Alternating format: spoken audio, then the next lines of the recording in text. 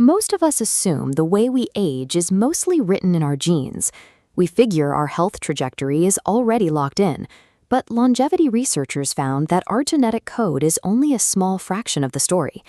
This chart shows how little of our aging process is actually inherited. For the average person, genetics account for a tiny slice of the pie. The vast majority falls directly on what you do, day after day. In your 20s and 30s, you rarely notice this because your body acts like a massive biological shock absorber. It is highly forgiving. You can skip sleep, eat poorly for a stretch, or skip the gym for months and still bounce back the next day without much visible consequence. That youthful forgiveness creates a false sense of invincibility. You get used to running on empty because your body covers the overdraft fee. But right around midlife, that free pass expires. 40 is a strange age. You aren't old, but it's the exact point your body starts sending quiet signals that it expects deliberate maintenance. This line graph maps untrained muscle mass, showing a sharp downward inflection point at age 40. And it happens across systems. A second line for metabolic flexibility diverges sharply downward at that exact same age 40 marker. Left unaddressed, that decline only accelerates. Recovery from poor sleep takes longer, and sleep debt begins to compound instead of clearing out. That sudden fatigue at 40 is a signal. The body's way of announcing its era of forgiveness has ended, and it is now paying strict attention to how it is treated. Here is why researchers focus so heavily on this specific decade. 40 is young enough that your physiology is still highly responsive. It is a decade of maximum leverage. The habits you build right now have a disproportionate impact on the rest of your life. The most effective tool to counteract those biological shifts is consistent physical movement. Medical professionals routinely call it the closest thing we have to a longevity drug, touching blood sugar, improving bone density, elevating your mood, and boosting brain function. Within that movement, strength training becomes critical after 40. You have to actively fight this natural muscle loss. Letting it slide is one of the primary drivers of frailty, falls, and lost independence later in life. The required baseline to stop that decline is straightforward. A simple 20 to 30-minute daily walk, paired with 2 to 3 short strength and balance sessions per week, preserves the muscle and bone density you need. Muscle builds during recovery. The workout provides the stimulus, but the tissue repairs and densifies while you rest. Skipping recovery days effectively cancels out the work you do in the gym. When it comes to movement for longevity, boring, moderate consistency over decades beats an intense, extreme regimen every single time. Going too hard and burning out in 3 weeks does nothing for your 80-year-old self. The same principle applies to what you eat. Researchers studying blue zones, the global populations with the highest lifespans, find that their diets share consistent patterns. None of them follow trendy restriction plans. They rely on a pattern of real, whole foods for their entire lives. In your 40s, you specifically need to prioritize a modest protein source at every meal. That directly supports the muscle preservation efforts you are putting into your movement routine, reinforcing the physical structures that keep you mobile. This chart compares metabolic inflammation markers based on diet. Notice how the high inflammation from processed food drops significantly when replaced with a whole food diet. Limiting ultra-processed items is the highest leverage dietary change you can make because it cuts out the excess sugar and refined oils that accelerate cellular aging.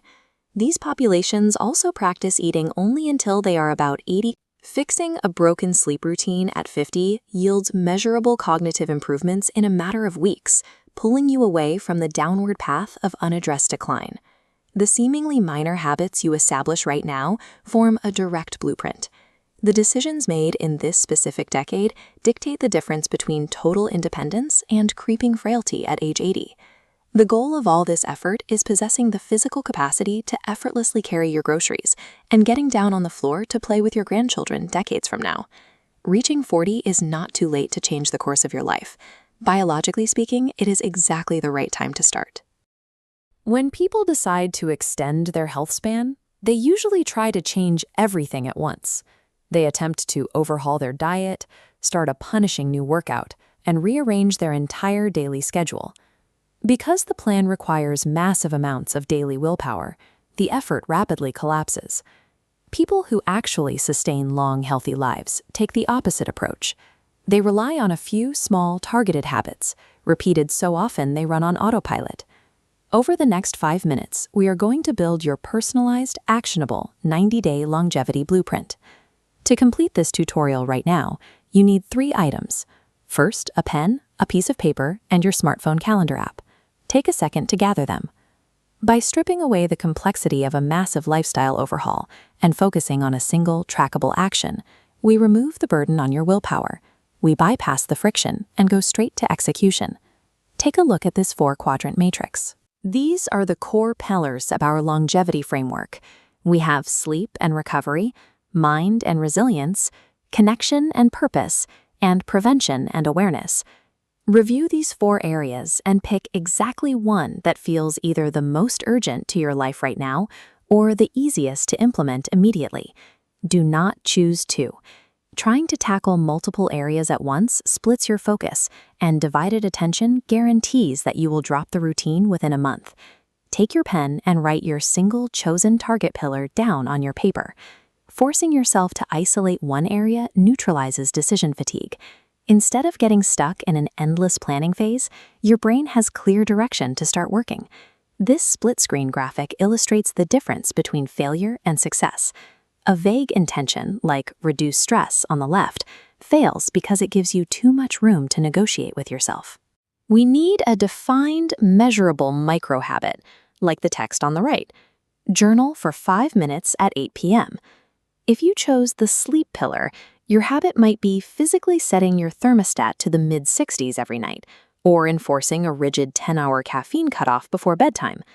If you selected the mind pillar, you could commit to exactly 5 minutes of focused breathing a day, or writing in an evening journal to externalize racing thoughts. For connection, you might commit to reaching out to one friend first every Tuesday.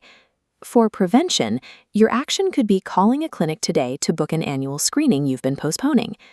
Now, write down your specific binary action item directly underneath your chosen pillar. Translating an abstract desire into a rigid parameter removes ambiguity.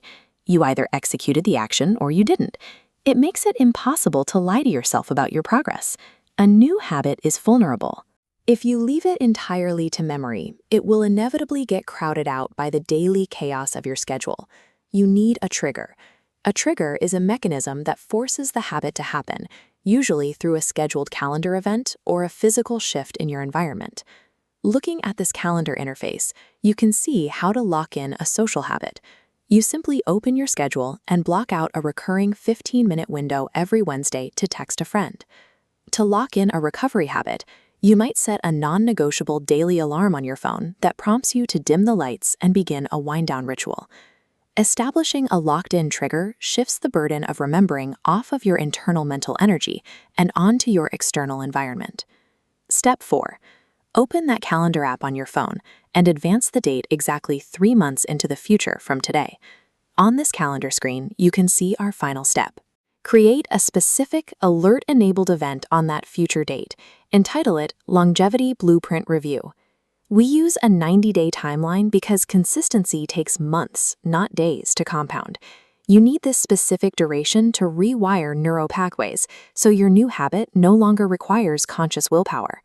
When that alert goes off in 3 months, you will evaluate your success with your current habit, lock it in permanently, and select a brand new pillar to target for the next quarter. Setting this future milestone right now turns a temporary self-improvement kick into a permanent, evolving system of compounding health span.